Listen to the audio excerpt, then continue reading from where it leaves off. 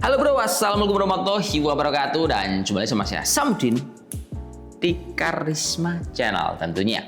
Nah, oke bosku semuanya, hari ini kita mau bahas buah laptop gaming unrated banget sebab dia punya 3 elemen utama.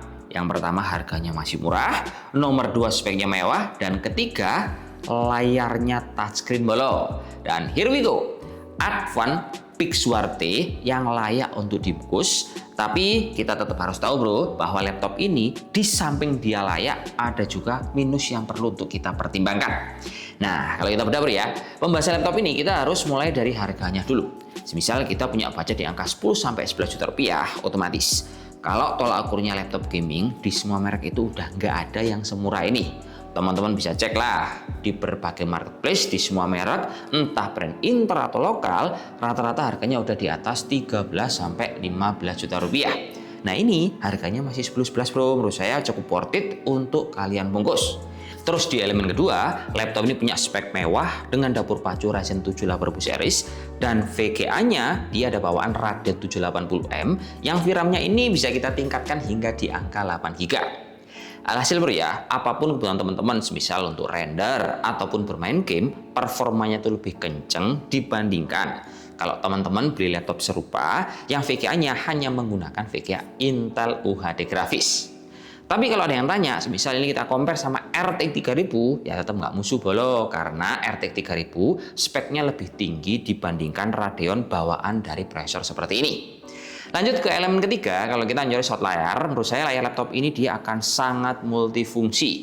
Pas kita buat kerja produktif, layar ini akan mempermudah kita untuk menavigasi, atau pas teman-teman kerjanya juga bikin sketch, tinggal belikan stylus saja bro. Nantinya laptop ini bisa dialihfungsikan sebagai kanvas yang membantu untuk kebutuhan pekerjaan kreatif kalian. Nah dari sini saya bisa bilang bahwa 3 elemen itu bisa menjadi POV teman-teman pas mau beli. Cuman dari sini saya juga menyoroti bro, kekurangan laptop ini mungkin dari selera bro ya. Saya bisa bilang bahwa warnanya ini kayak kurang make sense kalau ngomongin soal laptop gaming. Saya sih lebih suka semisal si Advan ini warnanya gelap, mungkin dia akan jauh lebih greng dibandingkan warnanya hijau toska. Tapi kata teman saya juga, kalau semisal kita ngomongin soal laptop gaming, mungkin ada juga teman-teman yang suka dengan model atau pola warna dengan desain seperti ini. Dan yang jelas spek dalamannya dia udah full upgrade bro, RAM-nya dual slot, penyimpanan juga 2. Ketika kita merasa kurang, laptop ini jangka panjang udah cukup istimewa.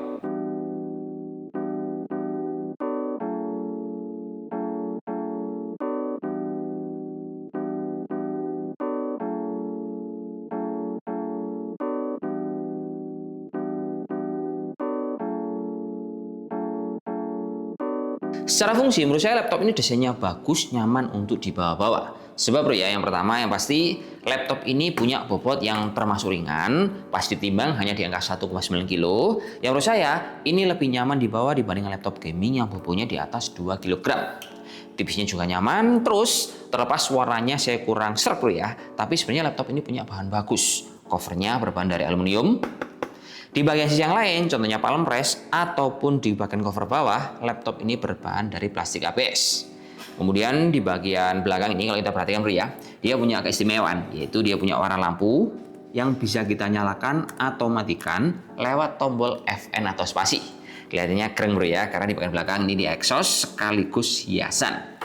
Lanjut untuk sisi kiri kanan, laptop ini juga memiliki colokan iPort lengkap. Dia punya kardus standar, ini menurut saya lebih fungsional dibandingkan micro card reader yang jarang kepake. Terus USB-nya juga dia punya 3, 2 di sebelah kanan, 1 sebelah kiri, ada port HDMI, ada 2 buah Type-C yang multifungsi, cuman minusnya colokan ini dia menghilangkan RJ45. Lanjut untuk penggunaan keyboard, feeling typing testnya nyaman menurut saya, tapi kerasanya itu di bagian keycapnya kayak kerasa lebih pendek dibandingkan untuk keycap laptop pada umumnya. Tapi overall dia bagus, nyaman, layoutnya full size, ada juga fitur belt warna putih yang bisa kita nyalakan matikan lewat tombol F9. Di bagian touchpad menurut saya feeling experience-nya cukup bagus, nyaman, tapi karena punya fitur touchscreen, mungkin touchpad ini tidak akan terlalu berpengaruh atau fungsinya ya mungkin biasa doang. Lalu untuk bukaan sendiri, laptop ini layarnya dia nggak bisa lurus ya, jadi montongnya cuma seperti ini. Dan kalau kalian buka pakai satu tangan, dia ini nggak bisa. Nah, jadi kayak ngangkat gitu loh bro. Tapi sebenarnya ini bobotnya cukup solid. geser ke sisi yang lain, sambil saya komentari di bagian dalam, laptop ini punya hardware bagus yang terdiri dari hardware motherboard seperti ini, terus sistem cooling dual fan dengan dual exhaust yang suhunya itu saya bisa bilang cukup stabil, sebab pas kita keber yang berat-berat, laptop ini hanya mencapai di angka 46 derajat Celcius. Terus untuk baterainya, menurut saya laptop ini lumayan awet karena dengan kapasitas cuma di angka 58 Wh yang disokong sama adaptor 100 watt colokan Type-C. Nyatanya kalau kita panjer menggunakan PC Max 10 Pro ya, untuk video offline, laptop ini mampu bertahan di angka 13 jam 26 menit. Kemudian untuk WiFi-nya stabil, dia pakai WiFi 6E plus Bluetooth 5.3 dan suaranya ini mungkin basic tapi udah lumayan.